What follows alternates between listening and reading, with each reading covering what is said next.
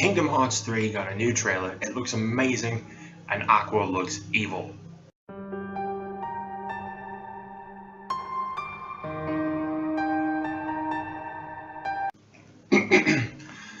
Sorry about that. Every time they give Kingdom Hearts 3 information, I feel compelled to talk about it. It's one of the game titles that I won't shut up about. That and Life is Strange.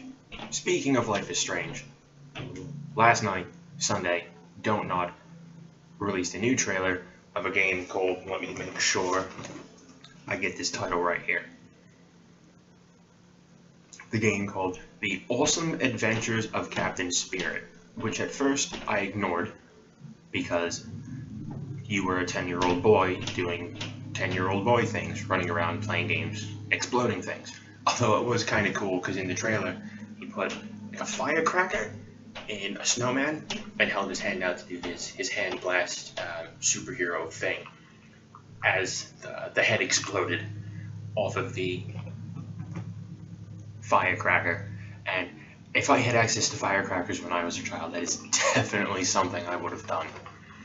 Anyway, come to find out that the game is not only set in the Life is Strange universe, made with the same engine, but it's like a prequel, interlude, however you want to say it, to Life is Strange 2, which is awesome enough because that means we're definitely getting Life is Strange 2 soon, and the game is out free on June the 26th, so I know it will be Let's Playing on June the 26th. Come back for that. Anyway, last night was another big night at E3, lots of game announcements, took lots of notes. So let's cover a few of the reveals really quick. We saw a new trailer for Cyberpunk 2077, which we first saw like 30 seconds of a handful of years ago. And we saw another sizable pre-rendered trailer, the cinematics for it. Which, I mean, cool, it was more than nothing, but it didn't tell us anything. There were some cyborg head exploding stuff going on.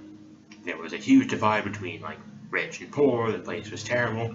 Overall, it did give a bit of a Ghost in the Shell vibe, which, I mean, hey, I love Ghost in the Shell, so awesome anime.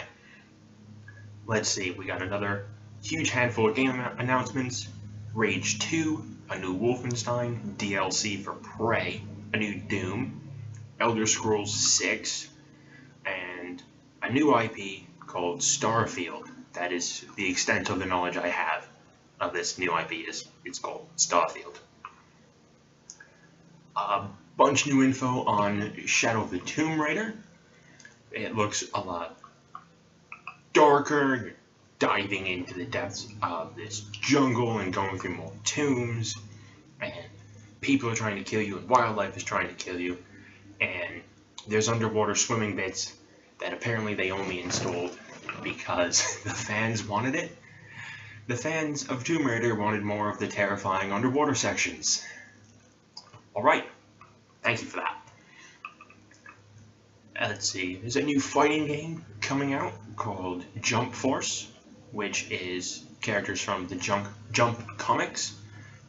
If you're not familiar, that has things like Dragon Ball Z and Naruto, One Piece, and whatnot. And the trailer actually showed Naruto, Monkey D. Luffy, Goku, and Frieza all gearing up for a fight. And I would love to watch Goku punch Naruto in the head. I think that spiky-haired git deserves it. But, Bandai Namco, if you could do me a favor, call the guys from Team 4-Star who do the DBZ Abridged YouTube series. Have them do all the voiceover work for your English release. Scrap what you have. Scrap your actual voice cast. Have them do it, and then every time you lose, instead of like, you lose, you die, whatever, write something like, you got Yamcha'd. Be amazing. It would make me smile, and I would definitely buy the game. Probably more than once, just for that. Alright, for anyone who only owns an Xbox, you're getting a release of Nier Automata soon. Play that game, it is absolutely brilliant. There are enough Platinum games out there, so play Nier Automata if you're a solid only Xbox owner. And we got a bunch new info on Fallout 76, which is one of the better bits of release information, because they announced it, a week ago, that we were even getting the game, and it's supposed to come out in November, so it's right here. It's only a couple months away. Alright, so it's supposed to be a multiplayer experience. Softcore survival, they called it. You still have to do the survival things, the find materials and resources. But there won't be permadeath or anything. You can screw up and not lose your game forever. They said it's supposed to be 4 times the size of Fallout 4, so either this game is hugely ambitious, or Fallout 4 is a lot smaller than I remember.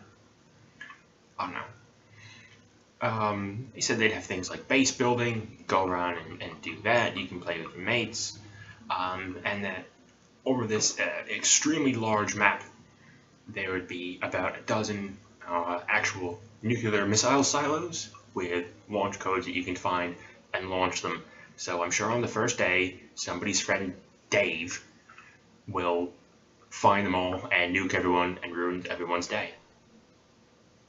Actually, could anyone on PlayStation make their gamertag somebody's friend Dave and then find me online so we could play it? That would be amazing. So, not being at E3 makes it really hard to cover a lot of this stuff in great detail.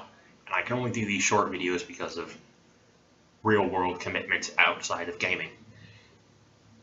So that was a quick shot at what happened at E3 on Sunday. We'll have another video up soon about what happened on Monday, and then after all of this stuff is over, I've had some time to actually think and relax and have a drink. We'll have a proper discussion of everything that happened at E3. Probably dedicate a whole video just to Microsoft and Sony's conversations. So, if you like this, like and subscribe. If you have more questions and anything else you want us to talk about, leave it in the comments below, and come back next time on Glass of Scotch Gaming for more E3 news and more game talk and play. Thanks!